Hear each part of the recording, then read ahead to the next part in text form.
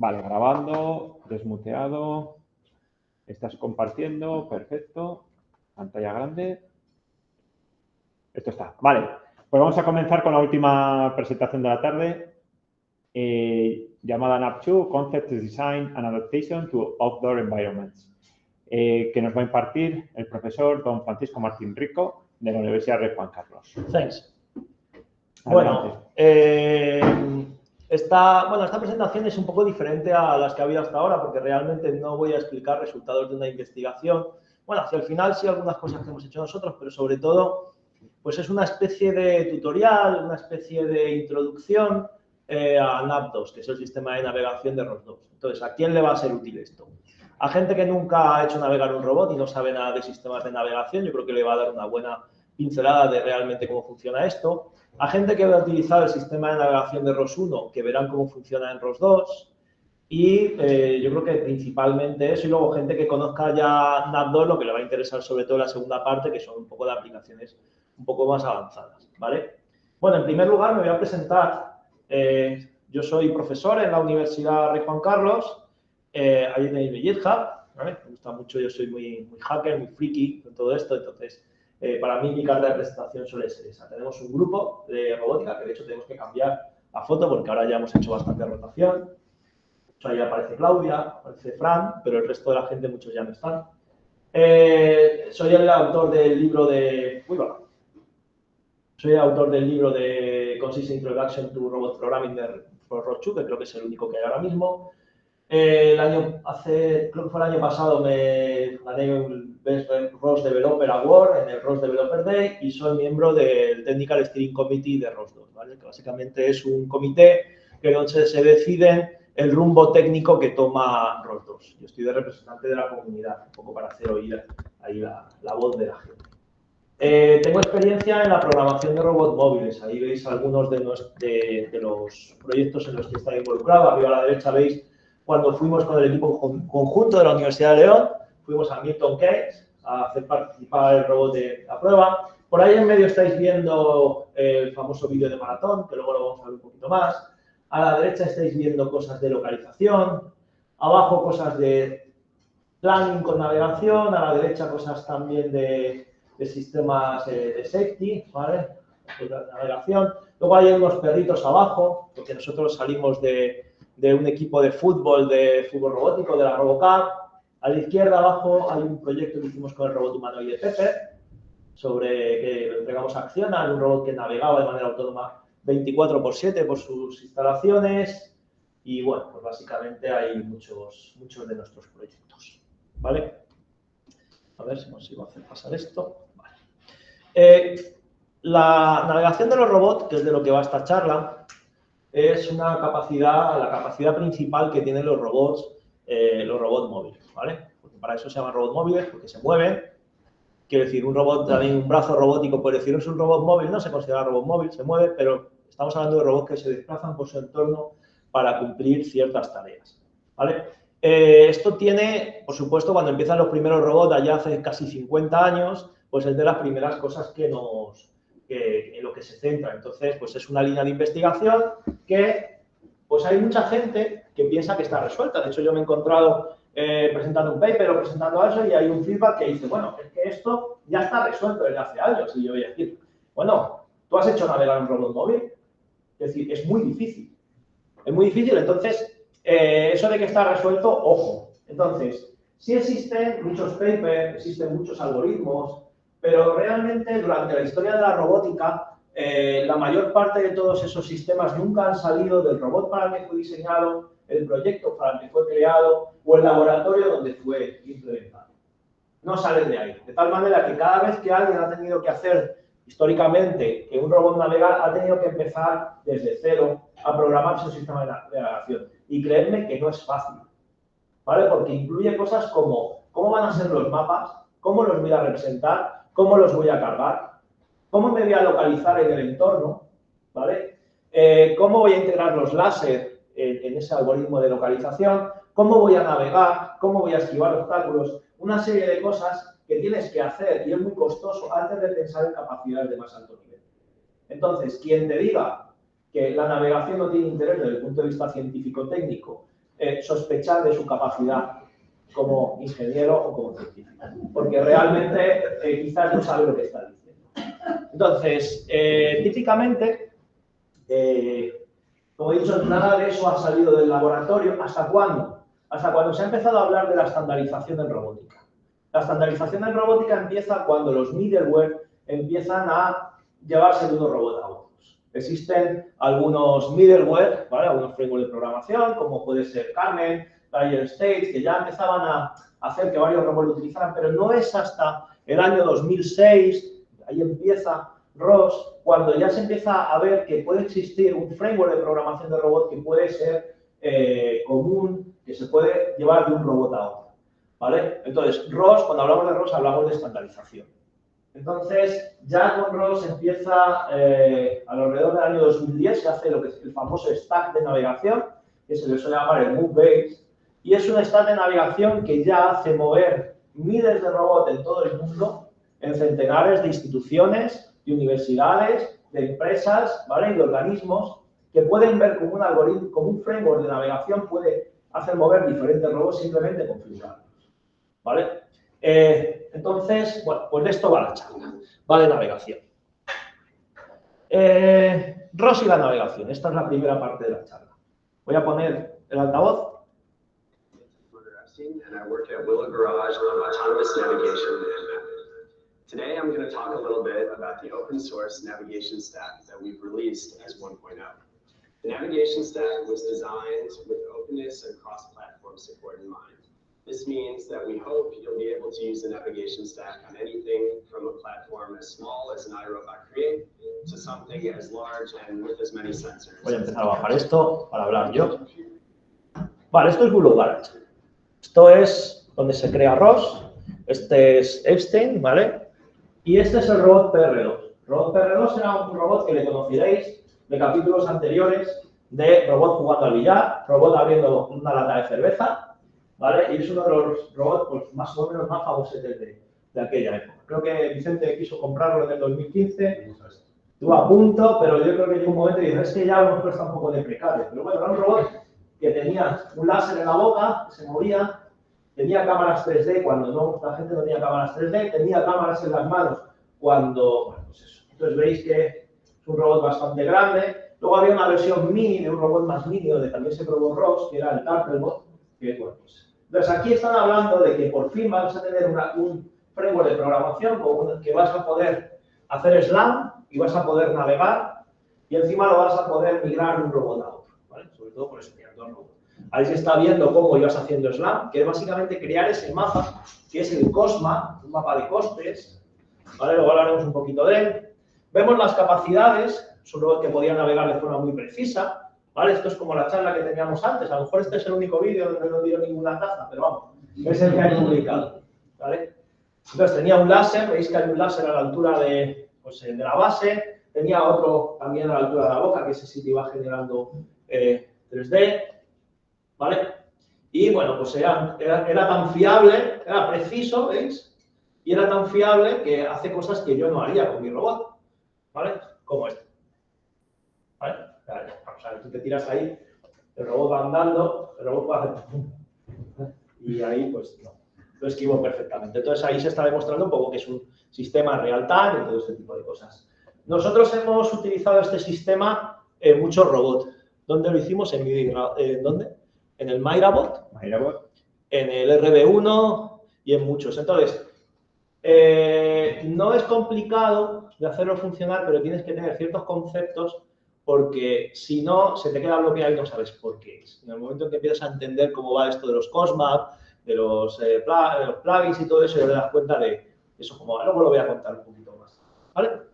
Entonces, uno de los, desde el punto de vista de la investigación, esto está reflejado en un paper que se llama The Office Marathon, Robust Navigation in Outdoor Office Environment, en el cual esta gente consiguió hacer un maratón, ¿vale? Su oficina, pues empezar a dar vueltas, hacer sus 42 kilómetros, que no sé cuántos eran millas, pero sus 42 kilómetros y demostraron la robustez de esto. Autor, Ethan, Eric, Tulifute, Brian Gerke y Carl Connolly. Sobre todo Tulifute y Brian Gerke son ahora mismo parte de la cabeza de ROS, ¿vale? Bien, y esto fue aceptado en el ICRA del año 2010. A partir de este momento ya se considera que efectivamente en ROS la navegación estaba resuelta.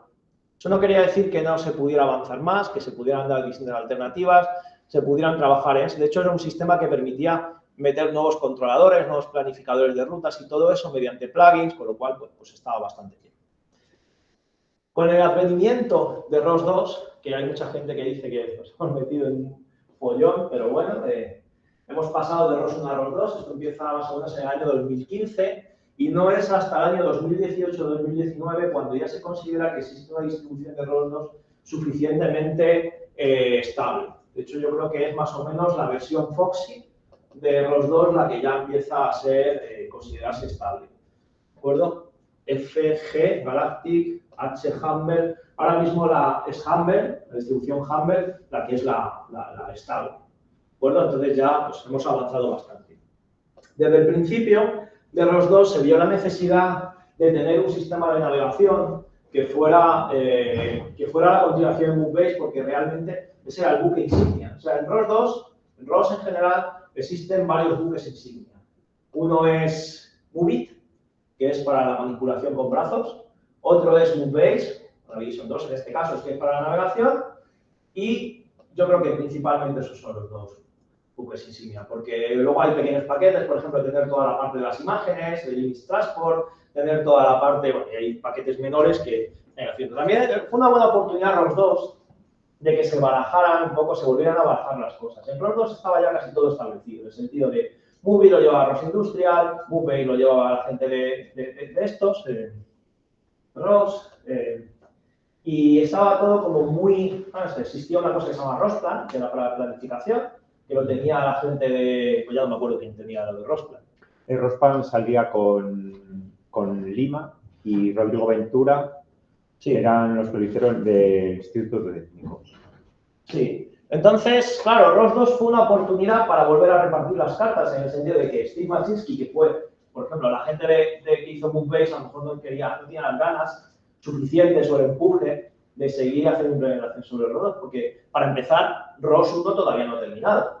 Es decir, está terminando ahora. Ahora es cuando ya se está considerando que Noetic empieza a no estar soportado, ¿vale? Porque es para 1804, 1804 tiene ahora en el 2025, ¿no? No, es la 2004 la que tiene la Noetic y se acaba ahora en el 25 el long-term support. Claro, y ya hay mucha gente que está diciendo que ya no puede hacer productos de verdad comerciales para Noetic porque el cliente le pide que realmente el sistema operativo está actualizado para tener los parches de seguridad y sin eso no tiene producto. Entonces, esa gente pues ha estado aguantando, de hecho la gente de ROSplan lo aguantó. Yo cuando cogí, yo hice la versión de ROSplan para ROS 2 y lo hice porque yo lo utilizábamos en las competiciones, pero es que luego miré si alguien tenía planes para pasar a ROS 2 y aquello, pues nadie tenía planes, así que lo hice yo. Y yo, pues, gracias a eso, pues me logré posicionar como el autor. Entonces, Steve Maczynski hace ROS 2, hace el stack de navegación y es considerado uno de los buenos ejemplos de programación. Si alguien quiere ponerse de verdad a programar y hacer sistemas, haría bien en colaborar al principio un poco con Navigation 2 porque ahí es un sistema muy complejo donde se ha aplicado un montón de técnicas de organización de software que suelen ser ejemplo para aplicar otras. Yo cuando hice Plan 2 miré mucho cómo estaba hecho, cómo se arrancaban los nodos, cómo estaba aquello programado, porque es como una buena guía de programación. Tiene un montón de algoritmos, de plugins y tiene, ya probablemente tenga más. Esto de 59 fue hace un año cuando hice esta trampa por primera vez, ¿vale? Y tiene pues una página de documentación y una página y la página de aquí. Y luego tiene incluso un Slack, bueno, está muy bien. Este es el esquema de Navigation 2. Está en la arquitectura software. Ellos te ponen esto, de hecho ahora han cambiado la imagen, pero yo voy a mantener esta. Y yo la he ampliado con esta parte de aquí de la izquierda que considero que también es parte del stack de navegación. Básicamente voy a describir cada uno de los elementos, pero fijaros, por aquí arriba vienen órdenes de navegación, ¿vale? Vienen acciones, y por aquí abajo van velocidades directamente al controlador de robot. Aquí tenemos una cosa que se llama BT Navigator Server, ¿vale? Que está hecho con Behavior Trees. Y lo que hace es orquestar un poco la ejecución de los otros. El Planner Server, el Controller Server y el Recovery Server. Ahora veremos cómo. Por aquí, por la parte de la izquierda, tenemos el map server, que es el encargado de proporcionar el mapa a todos los componentes del sistema, ¿vale? Se la proporciona a la navegación y también se la proporciona a este módulo de aquí, que se llama AMC, que es la localización, Adaptive Monte Carlo. Bien, pues vamos a ver uno por uno, cada uno de ellos. No llevo la cuenta de cuándo hemos empezado. 17. Bueno, 5 y 5 por ahí. Vale. Vamos a empezar a ver el mapa. ¿Cómo está codificado el mapa en la versión esta? Pues el mapa realmente está compuesto, bueno, esto es como es en funcionamiento, ¿veis? Esto es la representación, lo que hay dentro, como se trata internamente, se llama COSMAP, COSMAP 2D, es un mapa de costes. Es un mapa de costes donde lo verde es desconocido, que tiene el valor 155, los obstáculos son letales, es esto de aquí de negro, que es un 254, lo blanco es libre, que es un 0, y luego también se va a ver que es capaz de codificar distintos niveles de ocupación que viene. Luego eso se utiliza realmente en otros plugins para ver pues, por dónde crear las rutas. Cuando se transmite esto, se transmite en un mensaje que se llama Occupancy Lead, ¿vale? Que básicamente esto, pero en forma de, no en forma de librería, sino en forma de mensaje. Y la forma de codificar esto en disco es un par, imagen, fichero YAML, en el que lo que haces es tener una imagen, que es el mapa, y luego tienes un fichero que dice cómo interpretar esa imagen, ¿de acuerdo? Cuando haces el mapeo, lo que haces es crear estas dos cosas. Si te sale sucio, pues abres un editor de imágenes y lo borras. De hecho, nosotros en muchas competiciones, un momento que nosotros dibujábamos el mapa, ¿vale? Pero también porque teníamos un mapa estático, un mapa a largo plazo, un mapa... Entonces, simplemente poníamos las paredes, llegamos allí, medíamos todo, poníamos las paredes y luego teníamos un sistema que le dábamos una vuelta al robot y ya te colocaba el resto de las cosas. Y de hecho, en el que habéis visto antes del Pepper, que navegaba por el entorno oficial, lo que hacía era que lo traíamos, nos daban el mapa arquitectónico, el CAD, y nosotros lo transformábamos en una imagen y ya era el mapa. ¿Vale? Entonces es una forma bastante flexible. Aparte, ya te digo, puedes, si en algún momento tú estás haciendo el mapa y pasa alguien por delante y te lo mancha, pues tú simplemente abres esto con un programa de dibujo, lo borras, lo pones en blanco y ya lo limpia. ¿Vale? Vamos a ver la parte de localización. Fijaros que la parte de localización lo que hace es entrar sensor data, y cuando digo sensor data quiero decir, puede entrar realmente cualquier tipo de información sensorial, podemos poner un mapa, le podemos meter un láser o le podemos meter un sensor 3D o una cámara RGBD, todo eso puede servir para hacerlo funcionar. Y luego su salida es una cosa que se llama TF Transport, que es el sistema de TF. Cualquier persona que ha trabajado en ROS es el sistema de transformadas geométricas. Lo que tenemos es un sistema que nos permite tener un montón de ejes de referencia y las relaciones que existen entre ellos, tanto de rotación como de traslación. Y ahí puedes codificar un montón de cosas. Entre otros, ahí codificas la localización del robot. ¿Vale? Este mapa está simplificado porque realmente la MCD también produce otra cosa. Produce un topic, ¿vale? Produce información sobre la localización en el sentido de que ya te da la posición métrica si la quieres con respecto a un frame, con un instante de tiempo, con una covarianza del error. ¿De acuerdo? Quiero decir, ya, por si quieres analizar cuál es la covarianza, no solamente el valor absoluto de la traslación. Bien, la localización lo que hace es obtener la posición del robot en X y Z en un mapa y utilizas las TFs. Hay un rep que especifica cómo son el sistema de transformadas, pero básicamente aquí lo que vamos a tener es, de hecho, creo que esto va aquí. La idea, lo que alguien puede pensar es que esto une el frame del mapa con el frame del robot, ¿vale? Que podría ser en este caso un base footprint, que es el frame donde está la posición del robot en el suelo, ¿vale? Pero esto no es exactamente cierto, porque realmente existe ya un frame. Cuando tú arrancas el robot, tú tienes un frame que va de Odon a robot. O sea, de Odon a base footprint. Y lo que hace es codificar el movimiento que ha tenido el robot desde que se arrancó. ¿Vale? Entonces, como los frames no pueden tener, porque esto forma un árbol de frames, como los frames no pueden tener más de un padre, ¿vale? Como la vida misma. No puedes tener más de un padre, pero puedes tener muchos hijos. Entonces, lo que se hace es que aunque tú calculas de mapa base footprint, lo que haces es que le restas la transformada de Odon a base footprint y tú publicas de map a Odon. ¿vale? Eso es lo que vas haciendo. Es como si dijéramos que vas corrigiendo el lodo, ¿vale? Y luego también la pose inicial también se va codificada en esta transformada. Es decir, si tú arrancas siempre el robot en el 0,0, pues al principio te va a coincidir map con nodo. Pero si lo arrancas en el 1,0, pues vas a ver que map está por delante de otro movimiento. O al revés. Para detrás, da igual. Bien. Y luego esto lo hacemos mediante un filtro de partículas, que básicamente es una distribución de probabilidad que está muestreada. Un filtro de partículas, tú lo que tienes es un montón de hipótesis sobre dónde está el robot y cada una de ellas tiene un peso, una salud. Entonces tú lo que haces todo el rato es seguir una predicción, una corrección y un reset, 3 pasos. En la predicción lo que haces es que si tú sabes que has avanzado, yo qué sé, 10 centímetros, pues a cada una de las partículas que tiene las haces avanzar 10 centímetros para adelante. En la fase de corrección lo que haces es que evalúas qué tanto se parece la percepción que tú estás teniendo, la percepción del láser, con la percepción que tendrías en cada una de las partículas, ¿vale? Entonces, algunas partículas, si representan bien la posición del robot, coincidirá y será muy parecida ese láser que se genera ideal de qué me tendría que dar según el mapa si yo estuviera aquí, con lo que te ha dado realmente. Pero si estás muy lejos, si es una hipótesis muy desviada, por decirlo así, lo que pasará es que se alejará, o sea, no coincidirá, ¿vale?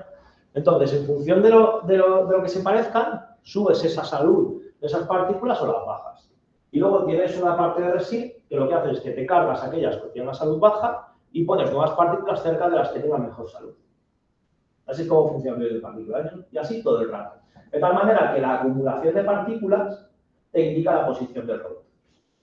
Si el robot se pierde, tú coges un robot y lo llevas de un sitio a otro y no le cuadra nada, lo que vas a ver es que las partículas empiezan a abrirse.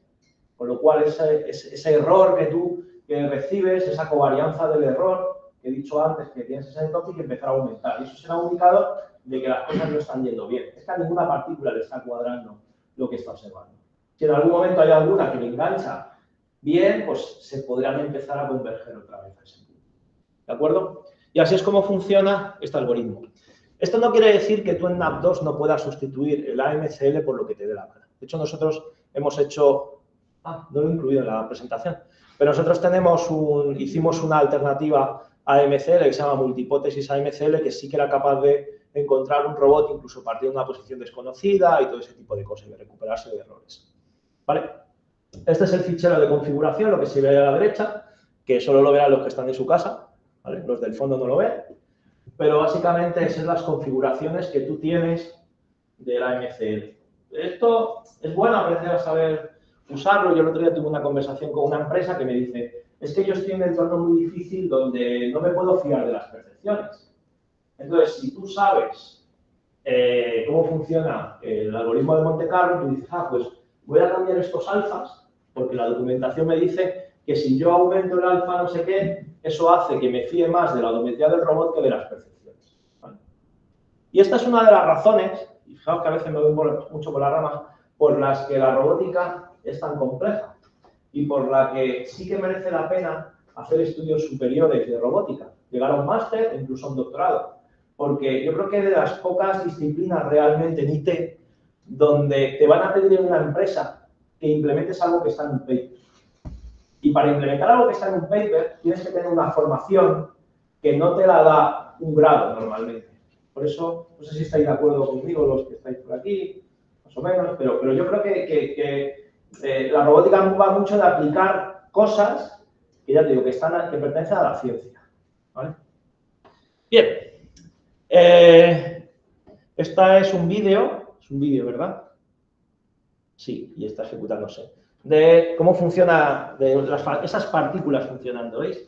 Ahí abajo, creo que voy a hacer zoom, se ven unos pocos puntitos verdes y son de esas partículas, ¿ves? Si lo pongo bien. Ahí está. Entonces vais a ver cuando el robot avanza, esa población de partículas se va a ir concentrando. ¿Ves? Le digo que navegue. A ver si se ve. Esto está todo el rato haciendo ese proceso de quitar las malas poniendo las buenas.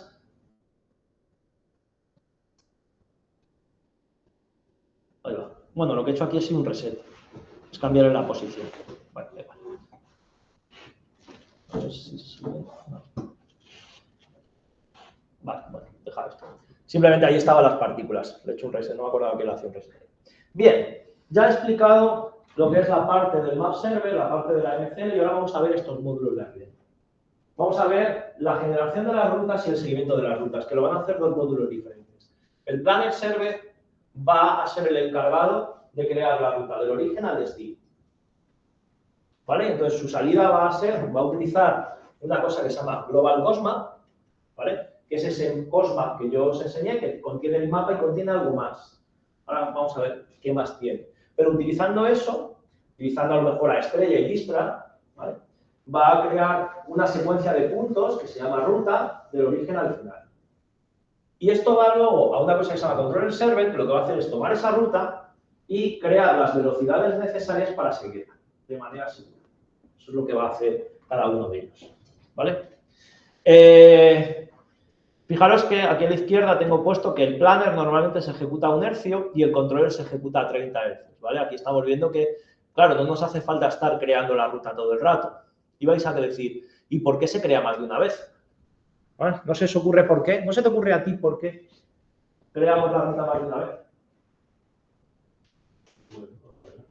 ¿No? ¿A ti se te ocurre? No. ¿Alguien que tenga alguna idea de por qué estamos todo el rato regenerando, aunque sea no a alta frecuencia, pero la vamos regenerando de vez en cuando? ¿No os ocurre que a lo mejor puede cambiar algo en el entorno del robot? Por ejemplo, puede pasar una persona. ¿Vale? O a lo mejor algo no cuadra con lo que había en el mapa.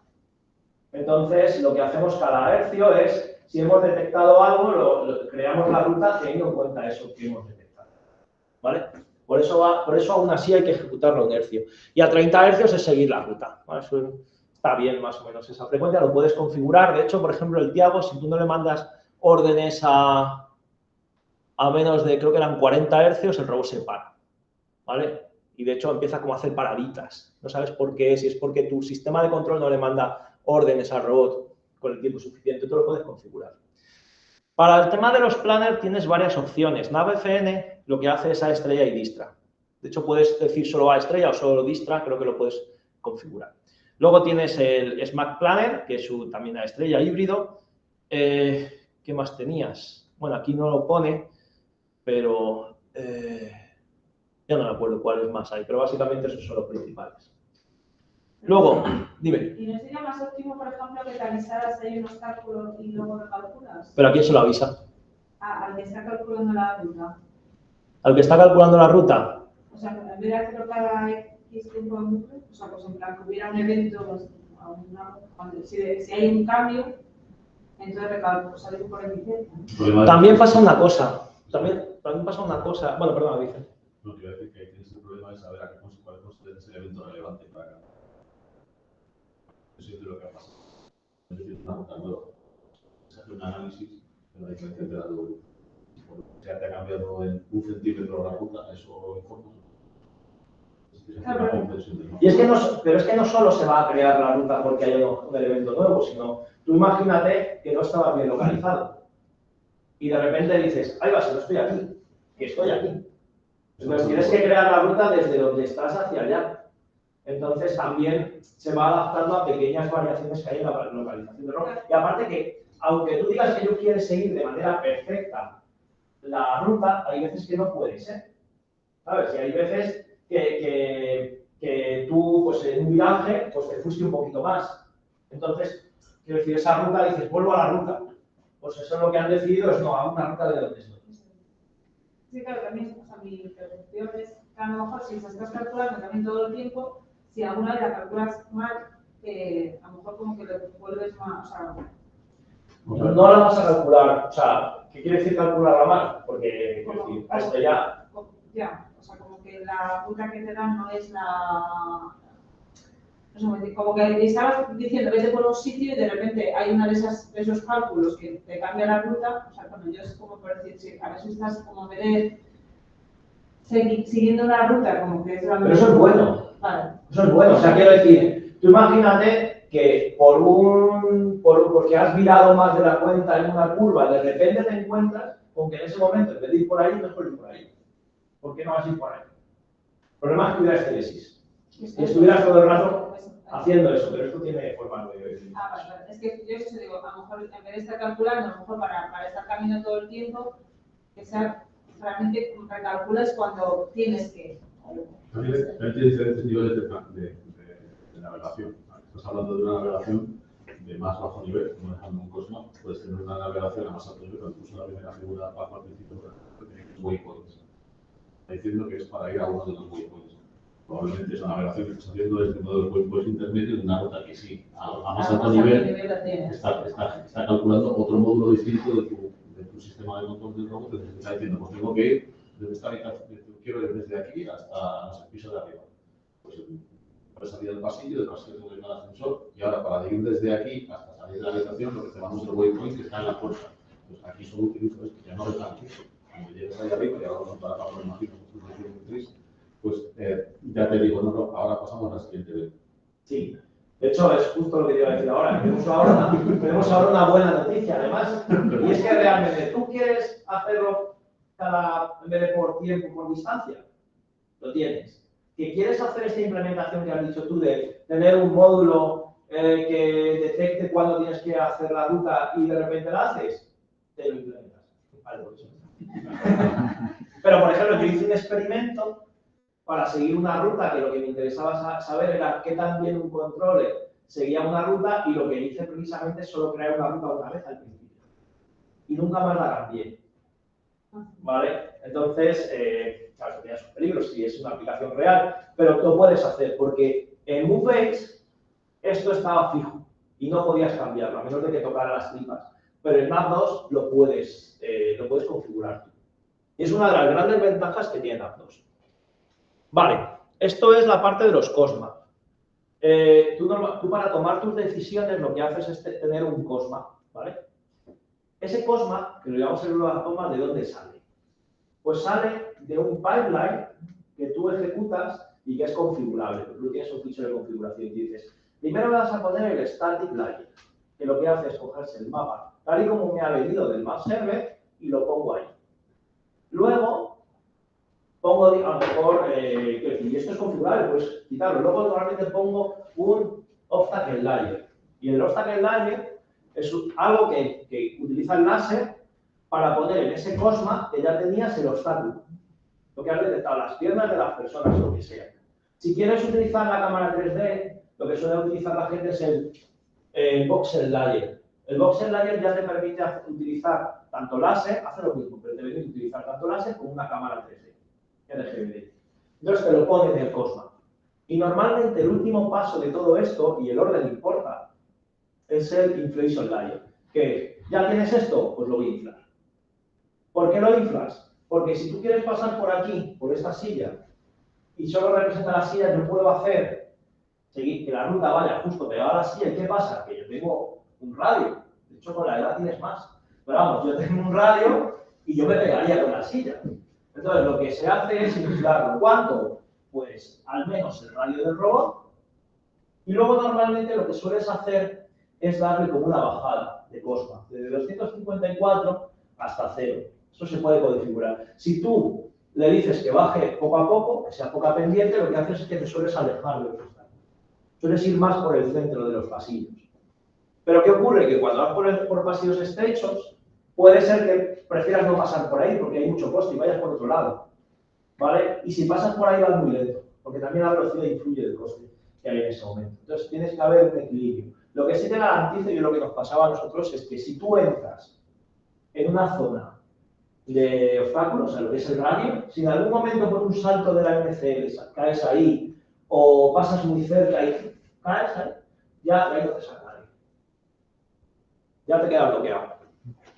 Y eso es una de las cosas que no sabe la gente cuando empieza a utilizar la navegación, porque pone justo ese inflado poco a poco, lo pone muy abrupto, y entonces pasa rápidamente de no estar en un obstáculo a estar bloqueado.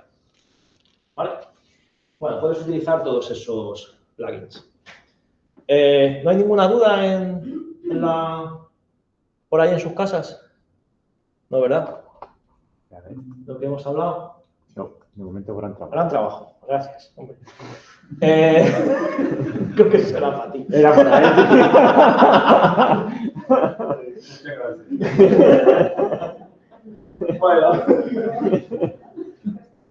Bueno, pues aquí parece que se configura en el fichero de configuración y se ve que hay los plugins en orden, el static layer, luego el static layer y luego el inflation layer.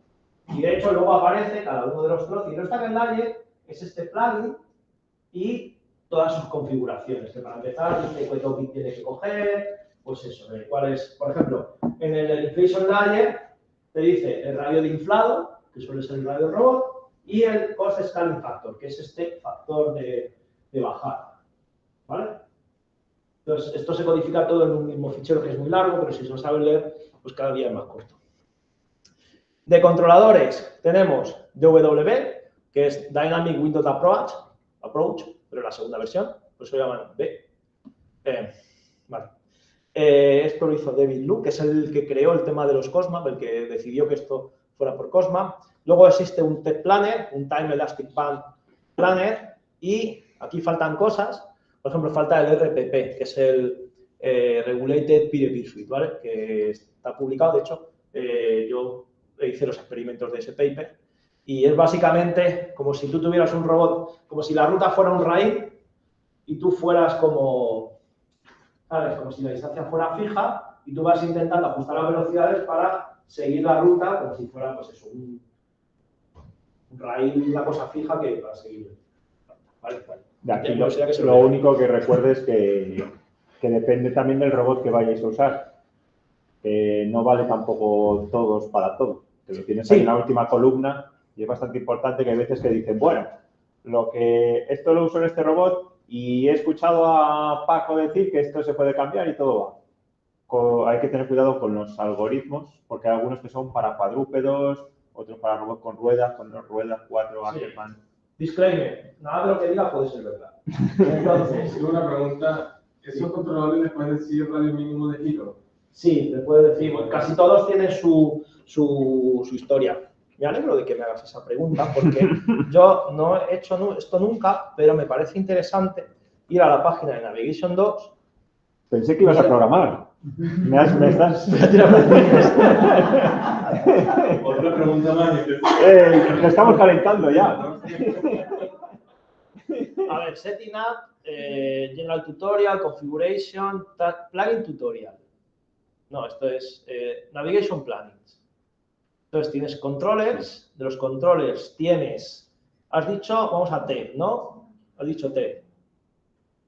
Cualquiera que sirva. Sí, cualquiera que... Robots, sí, aquí por ejemplo...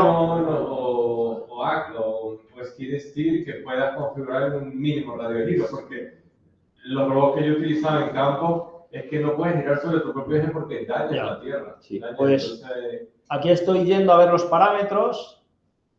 Aceleración límite, máxima velocidad, min tuning radius. Tienes el min tuning radius, ¿vale?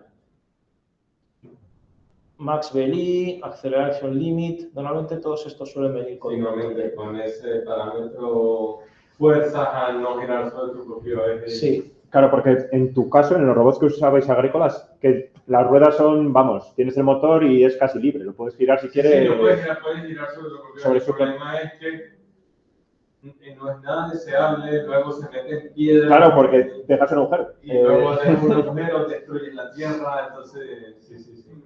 Sí, bueno, esto como sabéis en ROS, el desarrollo es federado de todas las cosas, entonces algunos plugins que probablemente en la página Navigation 2 vengan las opciones, de hecho en la MCL viene, en todos otros, pero si esto es algo que ha proporcionado otra gente, pues te lleva normalmente a su página o a lo mejor la documentación que existía en ROS 1, pues es una migración de ROS 1 a ROS 2 y ahí te vienen pues lo que es, ¿vale? Los parámetros o todo lo que acepta.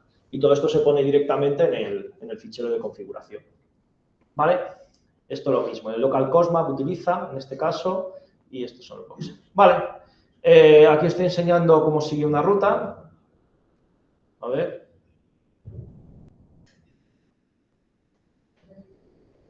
Vale, fijaros, en este caso, voy a echarle un pelín para atrás. Fijaros que el Global Cosma es esto que hay aquí, lo que hay cubriendo todo el mapa. Fijaros que el mapa que vimos antes, ¿acordáis hace unas trampas que había un mapa que está simplemente desconocido, blanco y negro? Pues cuando pasas por el inflation, lo que se ha hecho es que se ha inflado. Lo azul es el letal, el radio del robot, y esto rosita es de más coste a menos coste, hasta que ya blanco es libre. El local Cosma es alrededor del robot. Normalmente no se hace en todo el mapa, sino que se hace simplemente a lo mejor los metros que hay alrededor simplemente del robot. Se pueden hacer otras cosas y está representado por esto que vemos aquí. Existen combinaciones en las que tú, por ejemplo, puedes decir que el Global Cosma no incluye al Obstacle Layer, sino que el Obstacle Layer solo esté en el Local Cosma, solo reacciones cuando están muy cerca. Bueno, normalmente lo que hace la gente es que lo mete en el Global precisamente para crear rutas alternativas, porque si no, no se va a volver a crear la ruta, sino que la ruta va a atravesar esa persona, ese obstáculo que tú has encontrado, y entonces queda al controlador la opción de esquivarlo. Y no todos los controladores esquivan. De hecho, yo pensaba que controladores que esquivaban no esquivan.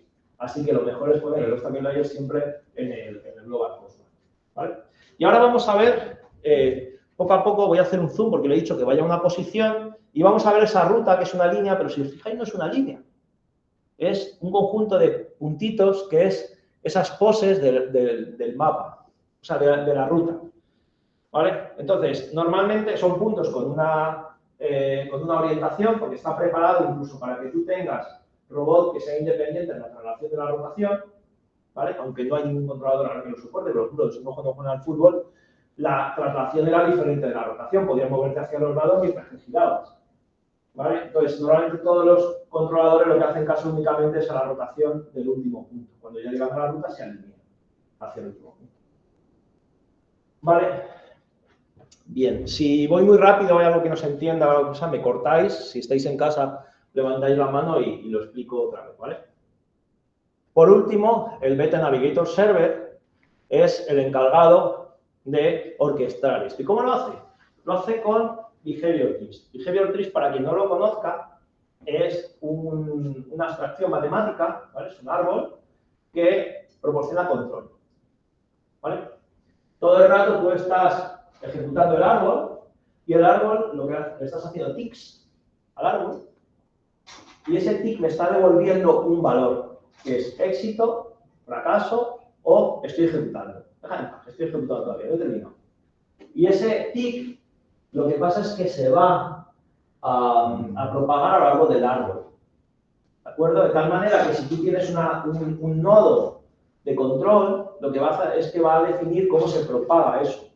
Si tú, por ejemplo, tienes aquí un rate controller, por ejemplo, lo que vas a hacer es que vas a propagarlo solo cuando se cumpla ese rate. ¿De acuerdo? El resto de las veces que le hagas tick lo va a devolver a lo mejor lo último que me devolvió mi hijo, mi nodo hijo. ¿Lo entendéis más o menos? No voy a explicar behavior trees, simplemente quedaros con que esto pues, es una estructura. En este caso, por ejemplo, vienes aquí, que lo que dice es que esto es una secuencia, ¿vale? Cuando tienes más de un hijo, tienes una secuencia. Dices, hay una secuencia de una ruta que lo que va a hacer es cada hercio, va a hacer compute up to pose, que es computar, se le va a pedir al Planet Server que me dé una ruta. ¿Dónde va a guardar la ruta? En como entrada le va a venir una cosa que se llama goal, que viene del sitio donde tiene que ir, y como salida va a sacar una ruta, se llama path, que es esa secuencia de puntos, ¿vale? Pero esto lo hace comunicándose con el Planet Server, que es quien realmente la calcula y se la devuelve. Y luego va a ir a este lado, va a hacer así, pum, y va a hacer follow path, y va a hacer, sígueme esta ruta, que es la que calculaste en el nodo anterior. ¿Vale? Y lo vas a hacer con este controller. Y vas a estar todo el rato haciendo eso. En este caso, fijaros que el rate controller, aquí has puesto un rate controller de un hercio. Pero en este caso tú has puesto un distance controller de 1. ¿Vale? Tú puedes hacer el tuyo, Lidia, que sea el detector controller. Y el detector controller lo que haces es, la primera vez que te hacen tick, tú se lo pides al planner. Es decir, le haces tick al hijo y ya está. Pero a lo mejor las siguientes veces lo que haces es, yo hasta que, porque yo puedo utilizar los láser, puedo utilizar el mapa, puedo utilizar lo que quiera, hasta que no vea que algo ha cambiado lo suficiente como para llamar al Planet Server, no le llamo. ¿Vale? Son realmente sencillos de hacer estos plugins, ¿de acuerdo? Si lo queréis hacer. Este es un poco más real del que se suele utilizar, que incluye ya no solo la creación de rutas y el seguimiento de rutas, sino que incluye recoveries. Por ejemplo, si un robot le rodea a mucha gente, va a llegar, imaginaos, está el robot navegando, de repente llega mucha gente, le rodea y al rato se va. Claro, el robot no encuentra rutas. Entonces se tiene que recuperar. Probablemente, aunque la gente se haya ido, ese cosmap que tiene alrededor está manchado. ¿Vale? No ha sido limpiado.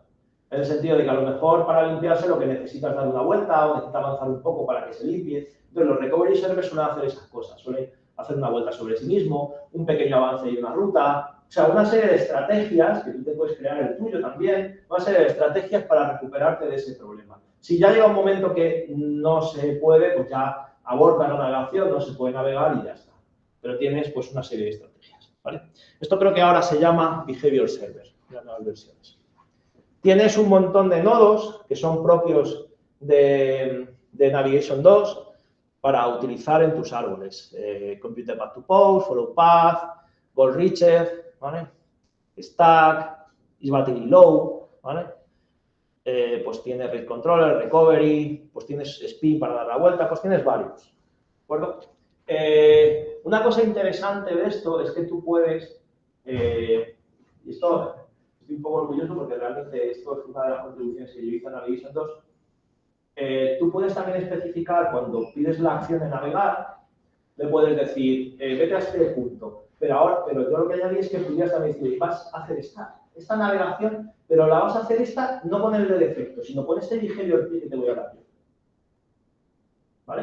O sea, puedes cambiar el de por defecto siempre, pero aparte de decir, esta navegación en particular la vas a hacer con esto. Por ejemplo, quieres utilizar Navigation 2, y ahora lo voy a enseñar, para seguir a una persona, o si tú sabes que tú, la última parte de la navegación, cuando ya estés a menos de cierta distancia, lo que vas a hacer es un alineado fino, a lo mejor utilizando visión, ¿vale? Estos típicos de que en la pared hay un QR, ¿vale? Pues tú vas hasta allá, hasta que llegas a 1 metro, te orientas bien, y la última parte de esa navegación la haces con otros nodos que te has implementado tú, que lo que hacen es hacer control, olvidándose de la ruta, control visual, para alinearse de manera fina. Eso es una cosa bastante interesante que puedes hacer. Esto, lo que he dicho antes, por ejemplo, aquí tienes seguir a una follow dynamic point at distance. De hecho, esto pertenece a un tutorial que hay por aquí. General Tutorials. Navigating. Así me lo han quitado. Ah, no, está aquí. ¿Vale? Entonces, esto es un tutorial.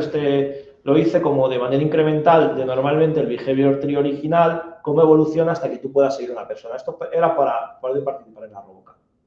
¿Vale? Lo voy a explicar en esta.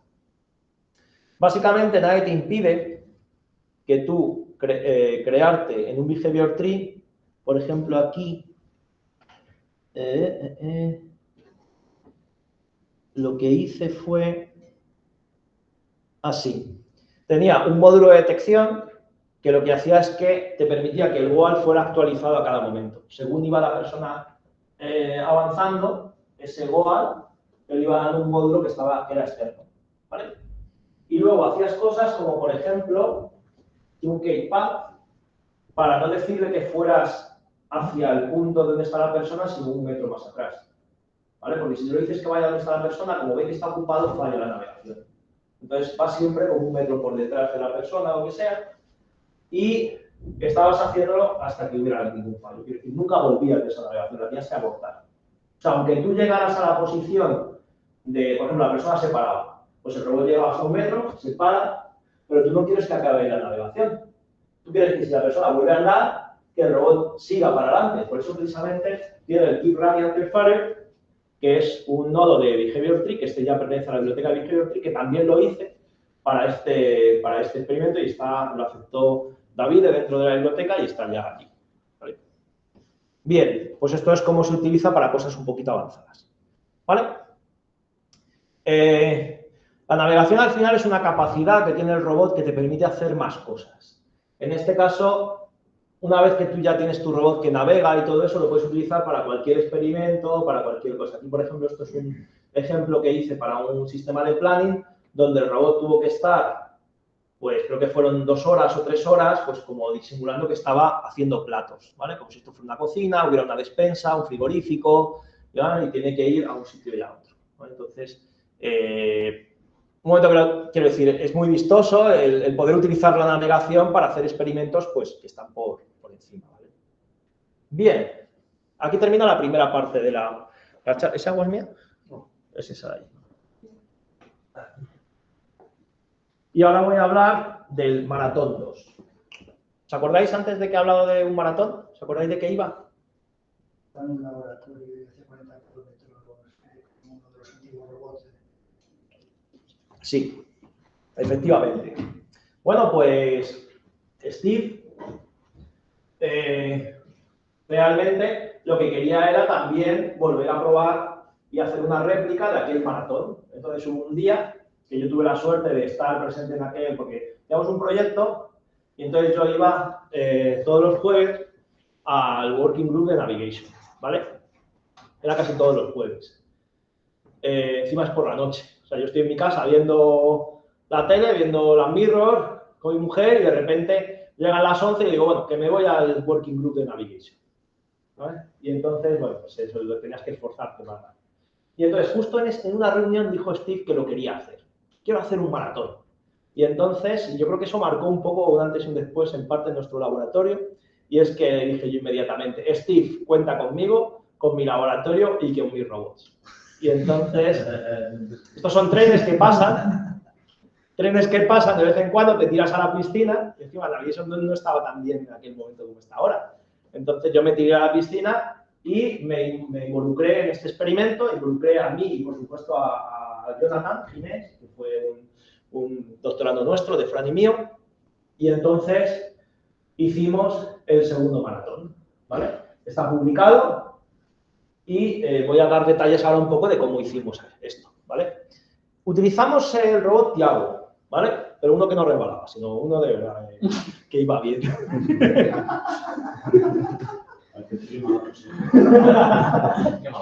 Es que luego voy a tener que ir poniendo pis en el vídeo, tío. Mira, a ver. Es el látigo, eso quizás casca.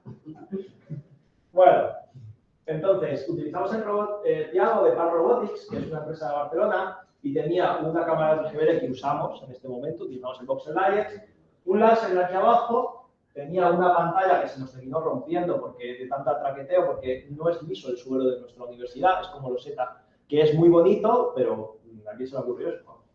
Y estas son las características. Tenemos un Ubuntu 16.04, el láser era este, y Navigation 2 estaba ejecutado externamente. ¿Vale? Teníamos un portátil encima y pues se ejecutaba desde ahí. Entonces, ¿qué pasó? Pues que Robotnik, ¿vale? Que sabemos que son sus archienemigos, se enteraron de que íbamos a hacer el experimento y, claro, eso iba a tener repercusión. ¿Qué hicieron? Nos mandaron la base del RB1, que yo no sé cuánto vale esto, ¿40.000 euros? No, menos porque eso la base. Yo creo que eran entre 20 y 30. Entre 20 y 30 nos la mandaron totalmente gratis, únicamente para que formara parte del experimento, ¿vale? Y de hecho eso ya lo tenemos en el laboratorio, nunca nos lo han pedido de vuelta. Ya, pero bueno, no lo han pedido de vuelta, pero también hablando con ellos, como ellos saben que hacemos experimentos de vez en cuando con Navigation y con cosas, y que estabas con lo de ROS2, pues nos lo han dejado ya, yo creo que ya no cuentan. Entonces nos lo mandaron y la verdad es que es un buen robot. Una de las características chulas que tiene este robot es que la cámara está justo por debajo del láser, está en la base. Y eso está guay para evitar los obstáculos que hay por el suelo. Casi todos. Porque cuando ya llegas a la RoboCup, pueden ser de 2 centímetros. Vale. Efectivamente. Entonces ahí ya ciertos láseres ya no ni cámara ni leches. Claro. Entonces que esté esto ahí, pues está bastante bien. Yo, si tengo que dar una opinión sobre las bases, yo diría que son similares, ¿vale? Yo creo que de prestaciones más o menos son las mismas. Había que cambiar un poco porque este tenía un poquito más de radio que el otro, pero bueno, era más o menos lo mismo. Luego tuvimos que utilizar, claro, todos los robots estaban en ROS1. Entonces había que utilizar el bridge este que te ofrecen de ROS 1 a ROS 2. Lo que pasa es que si utilizas el Dynamic Bridge tal y como viene de serie, tienes un problema. Y es que el robot, como he dicho antes, va como a trompicones. ¿Por qué va a trompicones? Porque si tú haces un ROS 2 Topic Earth para ver los hercios a los que va un topic y dices, joder, si esto va a 50 hercios, esto va por 40, esto va a la velocidad que tiene que hacer. Pues no es verdad, porque realmente lo que hacía era como que llenaba un buffer y lo mandaba. Llenaba un buffer y lo mandaba. Entonces, mandaba muchos de golpe y aunque parecía que mandaba los mismos por segundo, pero el flujo no era continuo. Y luego pasaba otra cosa, y es que la calidad de servicio de los topics no era igual. Había algunos topics que necesitaban ser latched, ¿vale? ¿Vosotros sabéis ROS? ¿Sabéis ROS? ¿No? ¿Me puedes explicar, José Miguel? Yo no sé lo que ¿Qué es eso del latched, transient local? Que se mantiene en un tiempo. O sea, que tú te conectas y sigue estando ese mensaje ahí, ¿no? Sí, más o menos, sí. Sí, técnicamente lo que quiere decir es que cuando se conecta alguien, solo le envías una vez, porque cuando se suscribe a alguien tarde, lo que hace es que le envías lo último que habías enviado, ¿sabes? Le tienes en cuenta a él para enviarle lo último. Entonces hay algunos topics, como por ejemplo TF Static, que requieren que sean latched.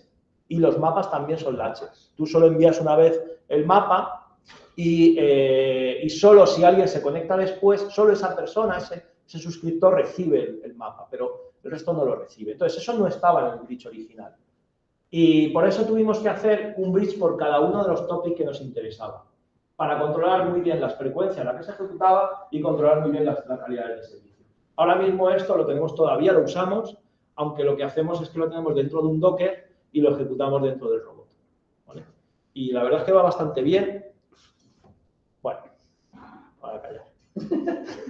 Bueno, hicimos el mapa del sitio, que era un pasillo muy largo, para que os hagáis una idea, estos son 50 metros, ¿vale? Solo esto. Entonces, fijaros que el pasillo era una ruta de 300 metros, ¿vale?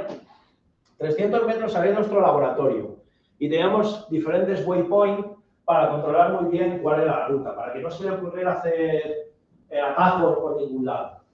Entonces, llegábamos hasta el final del pasillo y volvíamos, ¿vale?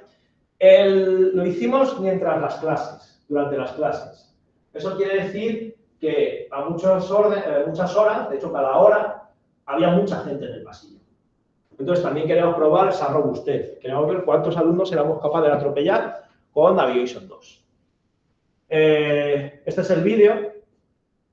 Navigation 2, voy a subirlo.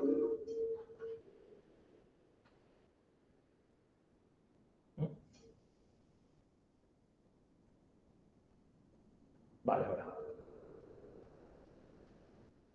Bueno, total. Mucho. Ese es nuestro laboratorio, ese es el robot. Fijaros. Flash. Flash.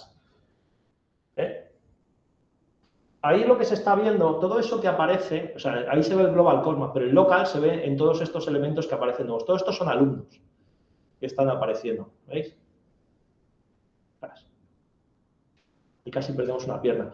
No dañamos a ningún estudiante durante este experimento, ¿vale? Ningún estudiante fue dañado en este experimento. Fijaros que aquí esto ya es un poco más acelerado, que cuando llega justo aquí, fijaros la cantidad de gente que hay. Y el robot es capaz de no deslocalizarse y seguir su ruta, ¿vale?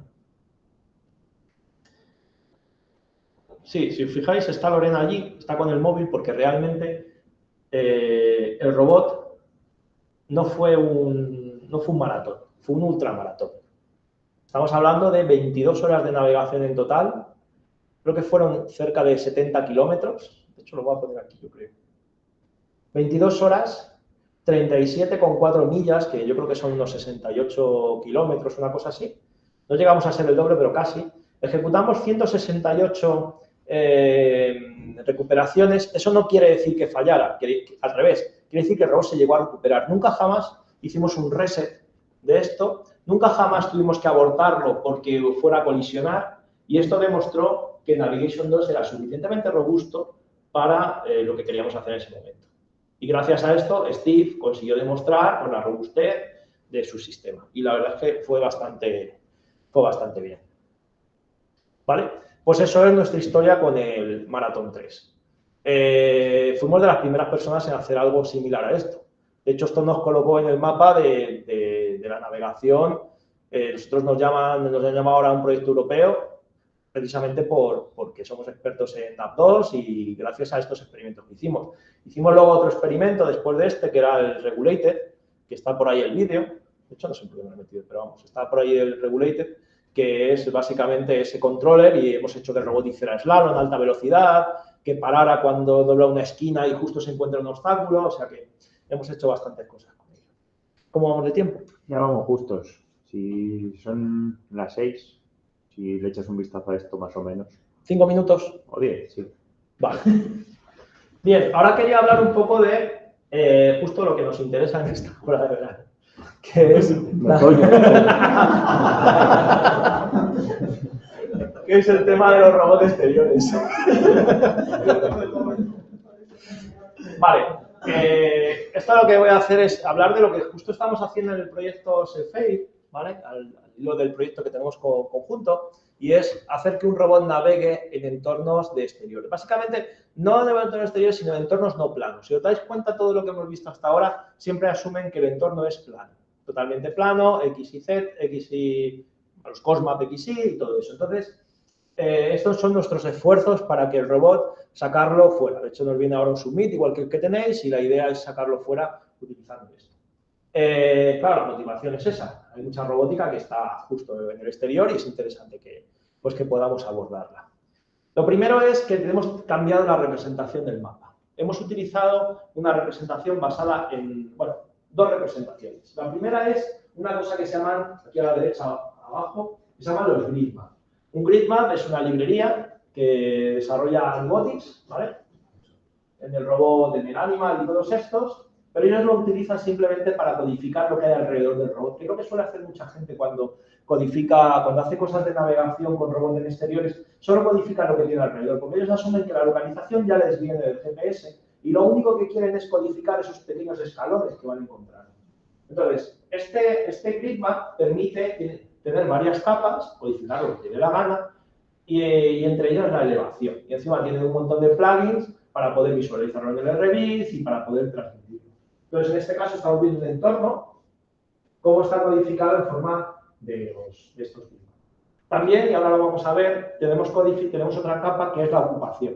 Exactamente igual que existía en los Cosmap, también tenemos la ocupación codificada. Pero esto no es suficiente. Es suficiente para navegar, pero no para localizarse, porque tú lo que haces cuando te localizas es comparar lo que estás viendo con lo que deberías ver. Entonces, tú necesitas también, en este caso, representar este árbol. Porque si tú estás utilizando un Velodyne, por ejemplo, un láser de estos 3D, claro, tú tienes que tener una codificación de que aquí hay un árbol. De que tú cuando mapeaste aquí había un árbol y te vas a encontrar algún obstáculo. Entonces, por eso precisamente, y de hecho también lo teníamos para el suelo, porque solo utilizamos para la percepción, para el modelo de percepción, utilizamos esto que se llama Octris, ¿vale? Nosotros utilizamos una implementación que se llama Octomap, entre los dos, que está muy integrada, aunque ahora queremos ir a Bonsai, que parece ser que es más rápido, pero no. Entonces, tenemos estas dos representaciones. Entonces, cuando nosotros hacemos SLAM, lo que hacemos es conseguir estas dos cosas. ¿Vale? Ese es el primer cambio que necesitamos. Luego, otra cosa, con el grid map tenemos la elevación, pero tú en algún momento le puedes pedir, oye, dame solo la ocupación y encima dámelo como un Cosma 2D. Pues aquí lo tienes. Fijaros que lo que hemos hecho es que los obstáculos son las paredes, porque aquí no sé, pero aquí hay una pared en el mundo, y las zonas donde tienen gran diferencia de elevación. ¿Vale? Aquí no hay ninguna pared en esta rampa, pero hemos analizado que de aquí a aquí lo consideramos un obstáculo. Por eso aquí aparece un obstáculo. Aquí de hecho vemos en este grid map, ya lo hemos puesto en color, que esto es la parte de obstáculos. ¿Vale? Esto que se ve en la rampa en los laterales, un poco rojizo. ¿De acuerdo? Esto es la codificación de nuestro estado. Antes siempre era en un plano y ahora resulta que cuando nosotros actualizamos la posición de un robot, la Z va a ser la altura que marca el grid map. Siempre. Y como ya el driver normalmente llevan acelerómetros, ya esa orientación ya te lo marca el acelerómetro del robot. Bueno, bien. El modelo de percepción, pues el modelo de percepción está basado básicamente en lanzar un rayo. De hecho, desde cada una de las partículas miramos en esa hipótesis, porque es una BCL, en esa hipótesis dónde estaría la cámara, lanzamos un rayo desde la cámara hacia el infinito y miramos a ver dónde colisiona con algún punto del mapa, del octomapa. Entonces utilizamos una cosa que se llama los ray trace, ¿vale? Y los ray trace son pesados. De hecho, a ver, fijaros que esto es un profile que le hice yo a mi sistema en el que se ve que prácticamente el 80% del tiempo se va en esta función que se llama cast rate. Entonces, la documentación te dice que tú puedes acelerar esta función si utilizas OpenMPI, que es un sistema de paralelización, pero claro, eso hace que tú tengas que compilar y tener compilado una versión de Octomap con eso habilitado, y nosotros lo que queremos es que funcione out of the box, con lo que ha hecho. Entonces, nosotros hemos hecho otras técnicas, como por ejemplo no actualizar todas las partículas o todos los sensores, bueno, más bien todas las medidas sensoriales, pero esto es mucho tiempo. Entonces, Bonsai te dice que reduce este tiempo de este carré en un 10%, en un 90%. ¿Sabes? Solo ocupa una de cada 10. ¿Vale? Entonces, por eso lo queremos usar. Aquí simplemente os voy a mostrar un Rosbach que sacamos con medidas. A ver, es como el robot. La línea gorda roja es el láser y la otra medida. Entonces, el robot se tiene que localizar con esto. Localizar y navegar. Fijaros que hay una montañita, hay como una especie de depresión. Cuando cae y se orienta hacia abajo el láser. Claro, porque el problema cuando tú navegas y te subes a una rampa, bueno, antes de subirte a la rampa, lo que pasa es que lo detectas con el láser y dices un obstáculo. Si utilizas lo que hay hasta ahora, un obstáculo. Y atrás, tú estás viendo un obstáculo, pero no es un obstáculo realmente, porque está a nivel del suelo. Entonces tú lo que tienes que decir es obstáculo, aquello que me diga el láser que no coincida con el suelo. ¿Vale? Bien. Tuvimos que hacer un Extended Mass Server, que esto lo propusimos en un pull request para Navigation 2, pero Steve dijo que no lo quería, aunque guardaba compatibilidad hacia atrás. No lo quería porque esto dependía de la librería Gridmap y la gente de Anibotics no lo ha paquetizado. Entonces tú no puedes depender, un paquete tan importante como NAV2 no puede depender de una librería que no tiene paquetes, que quien lo programa no saca automáticamente paquetes porque te vas a encontrar colgado en alguna actualización.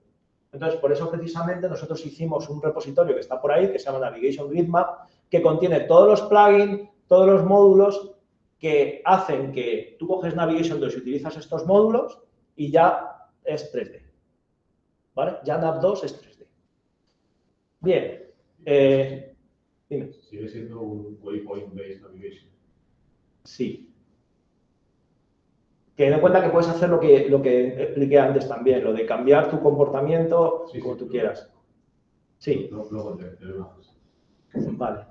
Bien, entonces simplemente esto es un mapa de cómo pues se localiza. Aquí ya vemos esto pequeñito que hay, unas flechitas, estos son las partículas. Y entonces vemos que realmente el robot pues está localizando bien. ¿Vale? Luego aquí hay unas consideraciones, cuando lo medimos es que vimos que el error, claro, lo calculábamos contra la posición que nos devolvía Gazebo y veíamos que el error iba como en forma de sierra. Y esto era porque no habíamos tenido en cuenta que cuando actualizaba, que tardaba unos 140 milisegundos, 200 milisegundos, no se estaba actualizando la posición del robot. Pero el robot estaba avanzando, entonces teníamos esa forma fea. Entonces tuvimos que partirlo en diferentes threads y empezar a aplicar técnicas de sistemas de tiempo real. Así que, chavales, cuando hayáis ido a las clases de sistema de tiempo real y habéis visto esto para qué funciona, esto para qué sirve, no lo voy a utilizar en la vida porque voy a estar haciendo otras cosas, que sepáis que esas técnicas se tienen que utilizar en el momento en que surgen problemas. Y esto luego, esto tenemos un paper mandado a una revista buena, y lo hemos hecho el experimento también utilizando nuestro sistema de motion capture en un entorno real en nuestro laboratorio. Y esta es la codificación que hemos hecho de nuestro laboratorio en forma de mapas de elevación y de Octomap. Y bueno, los experimentos salieron, ¿cómo salieron? Bien, estupendo. Y ya está. Y nada más. Entonces, sí.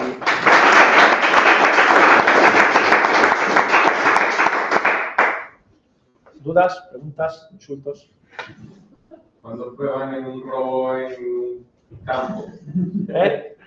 En diciembre, En diciembre. cuando nos venga nuestro Pues, summit. quiero que me inviten porque quiero verlo. Vale, vale. Pues claro, todo muy bonito en simulación, no tiene ningún ruido ni nada, todo está muy No, ojo, suave. que lo hemos hecho también en el robot real, pero en interiores. En interiores. Sí, y plano. Y plano. Y plano, por eso. Eh, Ver en una situación cómo va evolucionando y qué cosas hay que añadir, porque seguro habrá que filtrar un poco las señales para poner un poquito más los mapas más suaves. Porque... Sí, y ten en cuenta que no estamos utilizando GPS, por ejemplo. Y uno de los objetivos también es detectar cuando tenemos señal GPS y poder integrarla. Claro, esa es otra cosa que quería comentar. Y luego, la experiencia que tengo yo utilizando SLAM es que es complicado en exteriores. Nosotros, por ejemplo, los cambios son bastante considerables y luego vas a tener que volver a hacer el mapa cada vez que vas. Si hay un cambio, la temporada, lo que sea, o sea, Sí. que eso tiene... Y tiene otro problema, que es difícil hacer el SLAM, sobre todo en ciertas zonas. Nosotros, por ejemplo, ten en cuenta que tenemos que hacer un SLAM también del techo. Tenemos que hacer un SLAM completo. Entonces, ¿qué estamos utilizando para el SLAM? Se puede utilizar, básicamente nosotros partimos de un point cloud. Cuando estamos en gazebo generamos un point cloud. Cuando estamos haciéndolo en real, lo que hago yo es que utilizo estos móviles que hay, el iPhone, utilizo el iPad y utilizo una aplicación que se llama Polycam. Y con el Polycam tú la vas moviendo y te va haciendo un mapa que luego puedes exportar a diferentes tipos de datos. Y lo exportamos en Point Cloud y ya a partir de ahí con nuestras herramientas generamos el grid map y generamos el Octomap. ¿Vale? Esto es una forma de hacerlo. Hay otra forma que estamos viendo y lo está haciendo muchos grupos ahora y es tener una caja, creo que vosotros la tenéis, una especie de caja donde integras un láser 3D, donde integras giróscopos, acelerómetros, todo este tipo de cosas y entonces tú te vas moviendo la caja va detectando cuáles son sus movimientos y va utilizando cualquier software, por ejemplo el ICPP SLAM, es ahora yo creo que el estado del arte, es lo que más utiliza la gente, y entonces eso lo que hace es hacerte el SLAM realmente, a partir de toda esa información sensorial lo integra en el filtro de Kalman y te va generando el point cloud. Si tú tienes un point cloud bueno, ya puedes generar el mapa y ya trabajas con el mapa y el mapa no lo cambias más. Pero puedes hacer cosas en exteriores o campos de En exteriores hay problemas en todas las opciones. Nosotros tenemos la caja y nosotros hemos probado el Polycam, que tú también estuviste aquel día. Y todo lo fino que va, que tú te coges el Polycam y esto te lo mapeas 3D en 3 minutos. En el momento que vas a exteriores o hay mucha luz o no tienes techo y ya empieza a flaquear ahí, debe tener algo en el algoritmo que necesita tener algún límite y al no tenerlo, los últimos intentos cuando lo hicisteis vosotros, para hacer un mapa hubo que grabar. Claro, es que yo empecé a trabajar con SLAM hace tiempo y dije, mira, me voy a enfocar en otras cosas porque es demasiado esto. Ya, aparte que el SLAM es un problema matemáticamente muy complejo, Claro, por eso claro. partimos normalmente de cosas hechas. Pero por eso siempre llegar a una cosa que pueda complementar GPS con SLAM, con localización semántica, ¿sabes? Llegar a una cosa que se vaya complementando, el NAV2 va a permitir eso. Sí, porque no pertenece a NAV2, quiero decir. Si tú quieres hacer algo más complejo, por ejemplo, el tema de los mapas. Claro, esto es una cosa, por favor, quiero hacer un paper de esto, no me lo copie ninguno. Quiero hacer lo mismo que hice con la RoboCAD hace unos años, lo quiero hacer con esto del SLAM. Y, por ejemplo, me gustaría partir de mapas del entorno, mapas que existen, mapas de estos de elevación que puedes conseguir en un sitio, entonces me gustaría partir de eso. Y eso es lo que yo parto. Y mi Octomap coincide con eso, ¿vale? Y lo que me gustaría es tener mapas estáticos a largo plazo y a corto plazo, de tal manera que tú pones el robot y todo lo que no esté en el mapa, lo que va haciendo es que lo va añadiendo en un mapa a corto plazo. Según aquello pase muchas veces y diga, hostia, esto está aquí todo el rato, ya lo añade a uno de largo plazo, ¿vale? Cuando ya, si alguna vez no aparece, pues lo empieza a borrar. Esto lo hicimos nosotros en el 2D con la RoboCAD y funcionó muy bien. Porque teníamos el problema de que íbamos a mapear y se llenaba de gente, aquello. Y entonces, o venías a las 2 de la mañana o aquello no se podía mapear. Entonces dijimos, no, vamos a medir, hacemos la estructura que sabemos que no va a cambiar nada y luego vamos a hacer que el robot se dé una vuelta y diga, lo que se mantenga ahí mucho tiempo es obstáculo, es parte del mapa. Y encima lo puedo borrar en algún momento. Y aquello que esté, pero que luego no esté y no sé qué, entonces iba creciendo ¿sabes? Con el tiempo se iba afianzando esas cosas. Entonces, a mí me gustaría hacer esto en exteriores, precisamente para esto que estáis diciendo. Aquí se utiliza, por ejemplo, un segmentador imágenes, segmenta la imagen, este es un árbol que no tenías en el mapa del árbol, muy poco probable que se vaya a mover en el tiempo. Efectivamente, cada vez que pase por ahí está el árbol, te ayuda a localizarte, ¿vale? Y encima estás pendiente de que al momento te lo puedes encontrar. Claro. Claro. Y eso lo vas a hacer no con la imagen, sino, bueno, lo puedes hacer con la imagen, pero lo vas a hacer principalmente con ese láser. Creo que hay la solución. El sensor nunca acaba siendo la solución, tienes que ir a interpretación semántica. Estás guardando en algún mapa semántico que eso es ese es el problema del asunto. O sea, que directamente del sensor, por bueno que sea, siempre acabas en problemas. Porque si el árbol está ahí siempre, lo estás viendo siempre, hasta que, como acabas de decir, te lo corta. Eso ya es otra cosa distinta. Claro. Sensorialmente es... Sí, a lo mejor sería interesante volver a reproducir, ya te digo, ese tío que hicimos y meter esa parte semántica que dice Vicente, para entender que, vale, hay un coche ahí, pero mañana no va a estar ahí, está aparcado. Claro, si es un coche, sabes que el coche es movible, pero una pared... Una pared es más difícil que se Es más difícil que se mueva. Esta pared la consolido más rápido, es ese nivel al que tú lo aumentas. Eso, a un nivel de histórico, de mantenerlo, que tanto lo mantienes. Claro. Sí, eso. Puedes jugar con esos coeficientes de olvido o de aprendizaje. Claro, vamos a necesitar segmentación semántica, claro, que tu sensor, da igual que sea una cámara o un láser, tienes que llegar a la conclusión de que una persona se mueve, o esto es ruido, o esto es un árbol y no se va a mover, o esto es un coche y está fijo, va a estar fijo durante un tiempo que se va a mover. Claro. Pero eso es la semántica la que te lo da. Entonces, a corto plazo me ayuda a localizarme porque no me va a deslocalizar, porque en el momento que no te coincide lo que ves con lo que tienes en el mapa, te empiezas a deslocalizar, pero lo voy a meter para que me ayude a localizarme, pero mañana no va a estar. A ver, lo voy a hacer volver a aprender otra vez. No lo voy a guardar. Te decía que iba a leer una frase que, esta es muy bien la que luego la conozco con Pablo cuando venga. Estaba haciendo aquí un artículo que utiliza la frase que Waypoint-based path programming methods for field robots are slow, ineffective, cumbersome in outdoor and unstructured environments. Es decir, la gente que quiere hacer navegación, que dice navegación en exteriores métrica y navegación en exteriores basada en waypoints, es lenta, ineficiente y no va a funcionar. No funciona nunca, ¿no? Te digo, es una discusión muy vieja con Pablo Bustos, que él opina que la navegación, que para hacer navegación no necesitas tener mapas métricos. Es una discusión recurrente. Lo podemos tener. Todo lo que hemos contado y lo que hemos hecho siempre se basa en, da igual que sea un grid o un automap, es puramente métrico. Pues yo eso, no sé, a palo gusto, pues lo que... Le diré, sujétame el cubata. Es una discusión que nos analizo en ti y en Pablo, porque son dos aproximaciones que casi aquí los dos para discutir la primera parte graciosa. Una parte también de discusión casi filosófica. Nosotros no manejamos mapas métricos en general para navegar y navegamos bien. Los animales en general no tienen conceptos métricos. Para como decir, bueno, no tenemos conceptos métricos, pero sí tenemos conceptos de distancia. Sí, hombre. Y 25, si queréis ya, cerramos. A ver si en casa tiene alguna pregunta. ¿Alguna duda? Gran trabajo. Gran trabajo.